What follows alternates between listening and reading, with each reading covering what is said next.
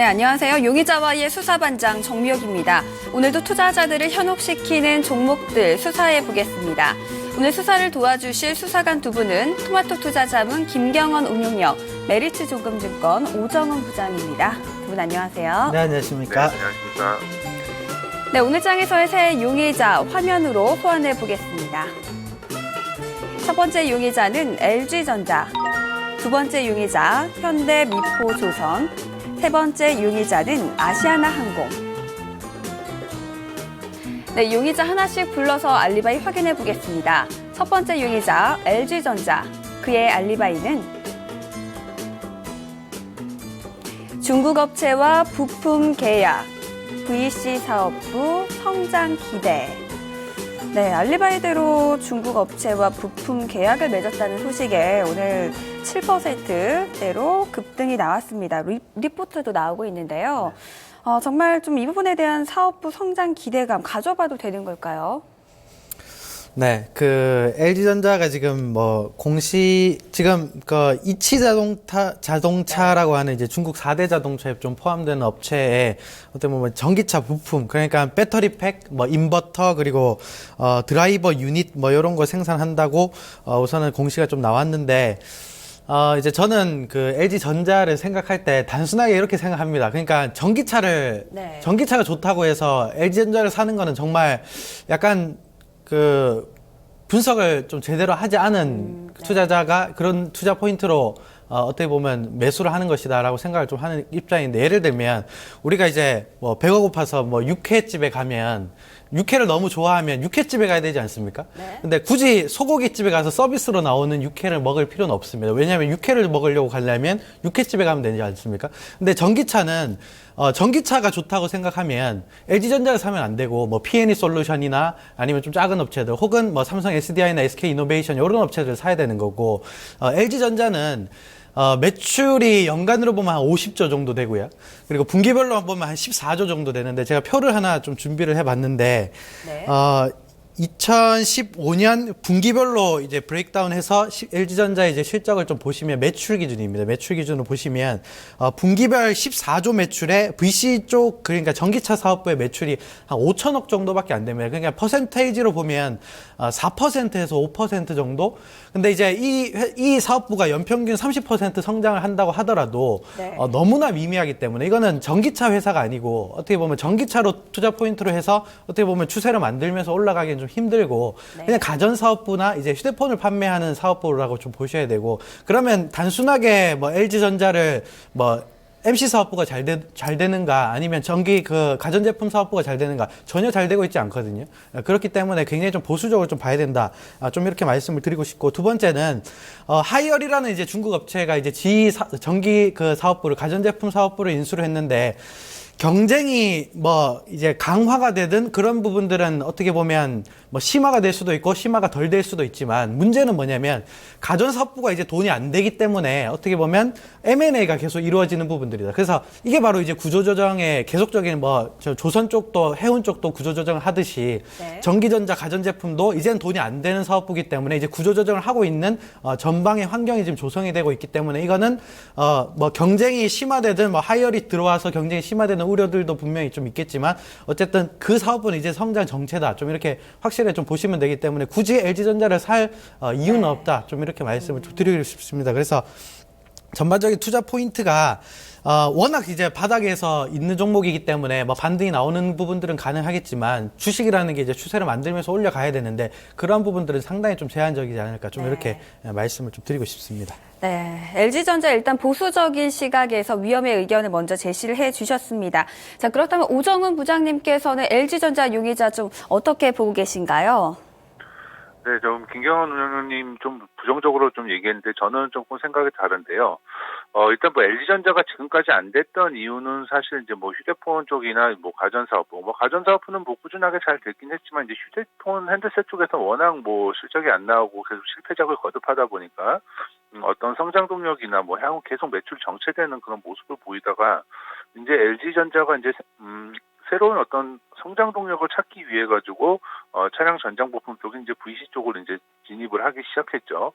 물론 이제 지금 이제 초기 단계이기 때문에 아직 매출 규모가 이제 크지 않은 거는 사실이지만 이 자동차 전장 부품 쪽에서 지금 계속해서 뭐 이치자동차부터 해가지고 계속해서 이제 수주가 나온다는 거 자체가 일단 시장에서는 긍정적인 좀 시그널로 보고 있는 것 같고요. 지금 뭐 이제 하반기로 갈수록 뭐 G나 이런 쪽으로 해가지고 계속 수주 잔고가 올해 뭐 한 20조가 넘을 거다 뭐 이런 예상들도 가이던스도 좀 나오고 있는데요. 이런 부분들로 인해 가지고 지금 OLED TV 쪽하고 이런 VC 사업부를 하나 같이 묶어가지고 한 성장의 축으로 삼는다고 하면은 지금 시장은 어떤 그 종목에 대한 어떤 성장성에 대한 어떤 프리미엄을 많이 부과하는 시장이기 때문에 이제까지 안 되던 거에서 새로운 어떤 성장 동력을 삼아서 그 부분들이 이제 서서 이제 가시화가 되고 있기 때문에 그리고 이제 뭐 최근 리포트나 어떤 뭐 분석 보고서를 보면은 오늘 뭐 LG전자가 많이 오르는 것도 이런 뭐 자동차 사업 부분이 매출이 아마 14%까지 차지할 수 있다. 그러면 이게 거의 뭐 TV 매출 부분하고 거의 일치화되는 되는 수준 정도 되는데요. 그렇기 때문에 지금은 뭐 그 사업부가 결국 성공을 하게 될지 안 하게 될지 그거는 뭐 긴 시간이 지나봐야지 이제 알 수 있겠지만 지금 상태에서는 그 어떤 실적이나 어떤 수주가 계속 나오고 있고 어떤 방향은 맞다고 보이기 때문에 그런 부분들로 인한 어떤 약간 우상향하는 추세가 좀 지속될 거라고 좀 보고 있습니다. 그렇기 때문에 저는 이 지금 LG전자의 어떤 새로운 성장 동력으로 잡고 있는 이 뭐 VC 사업부나 그리고 뭐 기존에 뭐 잘 하고 있었던 이제 뭐 OLED 쪽이나 이런 쪽은 조금 더 성장으로 갈 수 있기 때문에 LG전자는 다시 한번 새로운 시각으로 좀 접근을 해봐야 되지 않을까 그런 관점을 보고 있습니다. 네, LG전자 수사 결과 정리해 보도록 하겠습니다. 두 수사관의 의견이 서로 엇갈렸습니다. 일단 LG전자 중국 업체로 전기차 부품을 공급하기로 했고요.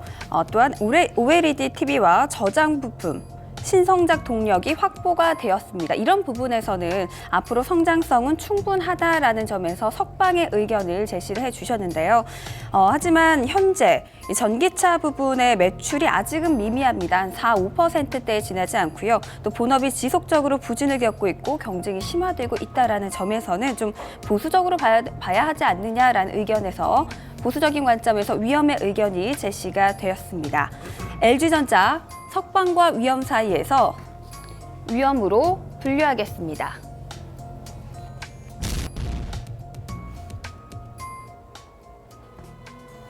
네, 두 번째 용의자 알리바이 확인해 보겠습니다. 두 번째 용의자는 현대미포조선, 그의 알리바이는 올해 신규 수주 긍정적, 기관의 매수. 네, 현대미포조선 그동안 주가가 지지부진했습니다. 오늘은 그런데 한 8%대 가까이 장대 양봉이 나왔는데요. 기관의 매수세도 들어오고 있는 것 같습니다. 현대미포조선 용의자 어떻게 보고 계신가요? 네, 그 현대미포조선 이제 포함해서 조선주들이 뭐 굉장히 좀 안 좋습니다. 뭐 구조조정 얘기도 많이 나오고 한데 이제 사실 이 조선업황이 이렇게 안 좋아진 계기를 살펴볼 필요가 있는데 그게 바로 이제 유가입니다. 네. 유가가 이제 하락을 하게 되면 사실 뭐 조선, 건설, 철강, 화학 다 안 좋죠. 다 안 좋고 사실 이 조선업체들이 기본적으로 사업 비중의 한 50%는 플랜트라고 하는 이제 기름을 뽑아내는 설비를 해야 되는데, 그게 이제 발주가 안 나가다 보니까 이제 저유가다 보니까 기름을 굳이 뽑아낼 필요가 없거든요. 워낙 싸니까. 그렇기 때문에 이제 플랜트 발주가 안 나오는데, 현대미포조선이 그나마 좀 나은 거는 이제 거의 상선 쪽, 그러니까 PC선이라고 하는 프로덕트 캐리어라고 해서 이제 어떻게 보면 뭐 벌크선이나 이런 이제 PC선을 좀 만드는 업체이기 때문에 유가에는 약간 좀 상대적으로 익스포저가 좀 작다, 좀 이렇게 보시면 되고, 근데 이제 그래서 조선업체 중에서는 가장 그래도 업황이 그나마 좀 나은 PC선을 좀 하고 있기 때문에 상선 쪽이 그나마 낫습니다, 최근에. 그런 부분들 때문에 현대미포는 뭐 나쁘지 않다, 좀 이렇게 보고 있는데, 이제 두 번째 이제 이제 그 증거가 바로 이제 수주가 약간 좀 불확실하다는 점인데, PC선마저도 그렇게 좋은 상황이 아닙니다. 그러니까 상대적으로 좋은 거지. 어떻게 보면 제표를 좀 준비를 했는데 2013년도에 이제 현대 미포조선뿐만 아니라 그 조선업체들이 수주가 갑자기 좀 나오기 시작하면서 PC선도 상당히 좀 잘 나왔습니다. 신규 수주 추인데 이게 이제 2013년에 보면 신규 수주를 PC선에서 한 135대 정도 선 발주가 좀 됐고요. 그리고 2014년도에 18대 확 줄었죠. 그러니까 10분의 1 토막 났을 정도로 거의 뭐 수주가 거의 비어 있었고, 2015년도까지도 누적으로 보면 한 31대 정도 PC선이 좀 나갔으니까 굉장히 좀 미미합니다. 2013년 대비해서는 뭐 거의 한 3분의 1 토막 더 심한 부분들이기 때문에 아직까지는 가시화된 수주가 올라오지 않는 한 조선업체들은 뭐 1분기가 흑자 전환하든 올해 4분기, 뭐 작년 4분기가 흑자 전환하든 물론 흑자 전환은 가능하겠지만 이게 흑자 전환한다고 주가가 올라오는 게 아니고 확실한 수주가 있어야 이제 미래에 어떻게 보면 EPS가 올라가니까 그걸 보고 올리는 거가 어떻게 보면 기관 쪽의 수급 유인이거든요. 조선업체들은 실적을 보고 오는 게 아니라 수주를 보고 오기 때문에 지금 수주가 비어 있는 상태에서는 뚜렷하게 올라갈 모멘텀은 상당히 좀 제한적이다. 그래서 박스권 트레이딩 정도만 좀 하셔야 된다. 좀 이렇게 말씀을 좀 드리고 싶습니다. 그래서 저는 우선은 위험 종목으로 좀 편입을 좀 하도록 하겠습니다. 네, 박스권 내에서의 트레이딩 관점에서만 보는 게 어떻겠느냐, 위험의 의견이 먼저 제시가 됐습니다. 네, 오정훈 부장님께서는 현대 미포조선 용의자, 위험한 용의자라고 보시나요? 아니면 석방해도 될까요? 글쎄요, 저는 석방 의견을 좀 드리고 싶은데요. 뭐 지금 이제 조선주가 안 좋다는 거는 뭐 시장에 뭐 너무 잘 알려진 사실이고요. 만약에 이게 현대 미포조선이 아니라 뭐 삼성중공업이나 대우조선해양이다 이러면은 저도 이제 뭐 위험 의견이나 아니면은 뭐 증거 불충분으로 좀 제시를 해드리겠는데, 그나마 이제 현대 미포조선은 앞에서 얘기해드린 것처럼 이쪽 해양 플랜트 쪽 사업이 별로 없습니다. 사실 조선주가 굉장히 이렇게 부실하게 된 이유 중에 하나는 이 해양 플란트 수주를 받아가지고 이 부분이 오히려 이제 수익성이 안 되는 이제 저가 수주로 되면서 계속해서 공사 연기가 지연되고 비용이 계속 발생하는 그런 부분들 때문에 아직까지 뭐 삼성중공업이나 대우조선해양 같은 경우는 이 해양 플란트의 이 저가 수주 부분을 아직도 다 떨쳐내지 못하는 그런 상황이고, 여전히 아마 4분기에도 적자가 지속될 가능성이 좀 큰데, 현대미포조선은 상대적으로 이런 저가 수주 부분들이 거의 다 떨쳐져 나간 상태고, 또 해양 플랜트 부분들이 별로 없기 때문에, 사실, 이 현대미포조선 같은 경우는, 조금, 일단 조선주 중에서는 탑픽으로 좀 보면 될 것 같고요. 앞에서 얘기한 것처럼, 석유화학 제품을 이제 운반하는 이제 PC선이 주력인데요. 상대적으로 그래도 작년에 수주가 생각보다는 그렇게 나쁘진 않았습니다. 작년 수주 같은 경우도 목표가 목표의 한 93% 정도를 차지했는데, 그 수주를 받은 것도 단순하게 그냥 저가 수주를 받아가지고, 노는이 그냥 물량 채우는 게 낫다 이런 게 아니라, 뭐 LPG선도 있었고, 석유화학 제품 PC선도 31척으로 가장 많았거든요. 그렇기 때문에 뭐 질적으로 크게 나쁘다고 보여지는 않습니다. 그러면 이제 지금 최악의 상황은 지나가고 있는 상황이고, 그러면은 향후 전망이 이제 어떻게 되냐가 관건인데, 지금 상태에서는 조금 악재보다는 최악의 상황은 지나갔기 때문에 갑자기 뭐 조선업황이 뭐 180도 확 개선되거나 그러진 않겠지만, 하반기부터는 조금 PC선 수요가 좀 늘어날 가능성이 클 것 같고요. 아마 4분기에는 이제 흑자 전환을 할 것이고, 그렇기 때문에 지금 최악의 상황을 벗어나고 있는 상황에서 지금보다는 나아진다. 그런 차원에서는 저는 뭐 여기서 더 나빠질 게 더 별로 없다. 그리고 일단 미포조선 같은 경우는 저가수주 부분들이나 구조조정 효과로 인해 가지고 이미 다 마무리가 되고 있다. 그래서 그나마 조선업종에서 탑픽으로 보시고, 이 조선업종에서 향후 어떤 성장성까지는 아니지만 최악의 상황을 벗어나는 하반기 물동량의 어떤 석유화학 제품 운반선의 PC선 같은 거의 증가를 감안한다고 하면은 제가 보기에는 석방 의견이 조금 더 낫지 않을까 그렇게 보고 있습니다. 예, 현대미포조선 수사 결과 정리해 보도록 하겠습니다. 이번에도 두 사관의 의견은 서로 엇갈렸습니다. 일단 저가 수주가 거의 마무리가 되었습니다. 그리고 구조조정의 효과로 또 상대적으로 강한 이익 개선을 기대를 해볼 수도 있고요. 하반기부터는 PC선의 수주도 기대가 되고 있는 용의자입니다. 이런 기대가 되고 있긴 하지만 올해 이 조선업계 업황과 또 수주의 회복이 아직은 확실치는 않다. 의문이 된다라는 점에서는 위험의 의견이 제시가 되기도 했습니다. 현대미포조선 석방과 위험 사이에서 위험으로 분류하겠습니다.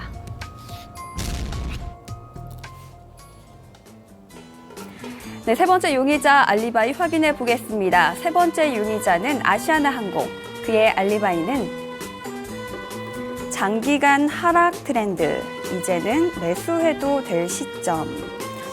네, 알리바이대로 주가는 계속 떨어지고 있는 모습입니다. 거의 바닥권이라고 봐도 될 것 같은데요.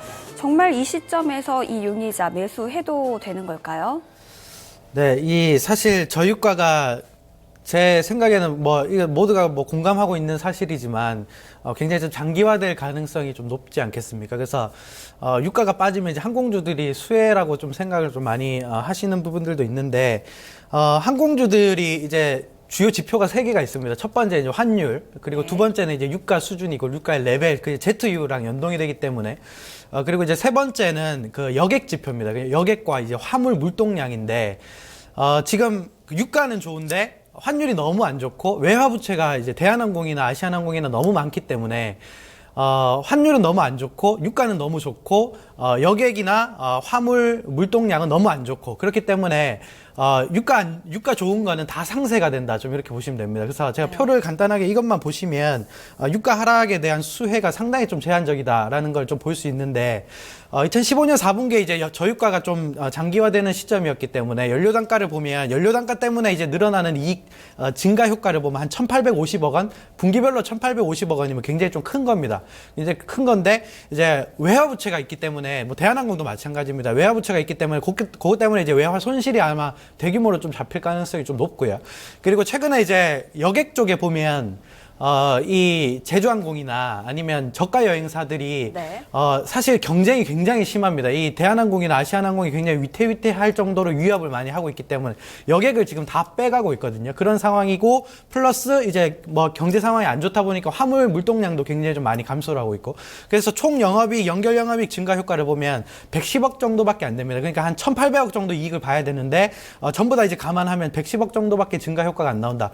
그렇기 때문에 상당히 좀 제한적이다. 좀 이렇게 보셔야 되겠고 그래서 이제 제가 만약에 항공주를 투자한다면 오히려 제주항공 외화 부채가 없는 제주항공이 대폭적인 수혜를 받을 가능성이 상당히 높다. 그래서 상대적인 개념으로서 항공주를 산다면 대한항공, 아시아나항공은 어떻게 보면 상대적인 매력은 네. 제주항공보다는 훨씬 뒤처진다. 좀 이렇게 보시면 됩니다. 그래서 증거 두 번째로 제가 가지고 온 상대적인 매력도가 굳이 발생이 되지 않기 때문에 저는 굳이 이 종목을 살 이유는 없다. 많이 빠졌기 때문에 트레이딩 관점에서 기술적 반등 이용한 매매, 트레이딩 매매는 가능하겠지만 끌고 갈 만한 회사는 아니다. 네. 좀 이렇게 말씀을 좀 드리도록 하겠습니다. 네, 항공주 중에서 좀 상대적으로 매력이 부족하다라는 점에서 위험의 의견을 제시해 주셨습니다. 네, 오정은 부장님께서는 아시아나항공 어떻게 보고 계신가요? 네, 앞에서 설명을 잘 해주셨는데요. 저도 비슷한 생각입니다. 중복되는 설명일 수도 있는데요. 일단 화물 운송량이나 이런 쪽이 지금 계속해서 이제 늘어나고 있는 부분이 아니고요. 일단 경쟁이 워낙 심하다는 거죠. 이제 저가 항공사하고의 경쟁이 너무 심하다 보니까 이쪽 중장거리 쪽으로 가려고 하니 진짜 비행기가 좀 모자르고 오히려 이제 단거리 쪽은 이제 계속해서 경쟁이 심화되기 때문에 수익률이 떨어지게 되고 그러니까 진퇴양난에 좀 약간 상황은 좀 걸려 있는 상황이고요. 유가 부분에서의 하락의 수혜는 사실 지금 그렇게 크게 보고 있는 상황은 아니고요. 앞에서 얘기 드린 것처럼 환율이나 이런 부분들로 인해 가지고 오히려 상쇄되는 효과가 좀 크고요. 아시아나항공 같은 경우는 아직까지는 굳이 지금 매수를 해야 되는, 물론 이제 많이 빠졌기 때문에 어제 오늘 조금 기술적인 반등이 나오곤 있긴 하지만 업황 자체에 대해서 그렇게 크게 개선되는 그런 모습은 보이고 있지 않습니다. 여전히 경쟁 심화가 되는 상황에서 경기가 뚜렷하게 늘어나가지고 뭐 화물 운송량이 증가하는 부분도 아니고 여전히 뭐 미주 노선이나 뭐 구주 노선 역시 계속해가지고 좀 경쟁 심화되고 있는 상황이기 때문에 저 역시 뭐 아시아나항공은 지금 위험 의견으로 좀 제시를 하는 게 맞지 않을까 그렇게 보고 있습니다.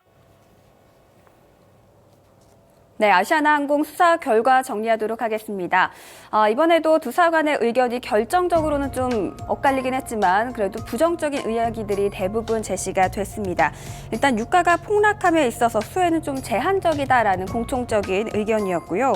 또 중단거리 노선 경쟁이 심화가 되면서 지속적으로 가격 경쟁이 심화가 될 것이다. 또 화물 부분의 수요도 부진한 상태입니다. 때문에 업황 자체에 비해서 개선되는 모습이 보여지고 있지 않다라는 점에서 좀 과감하게 체포의 의견까지 제시가 됐습니다. 아시아나항공 위험과 체포 사이에서 체포하도록 하겠습니다.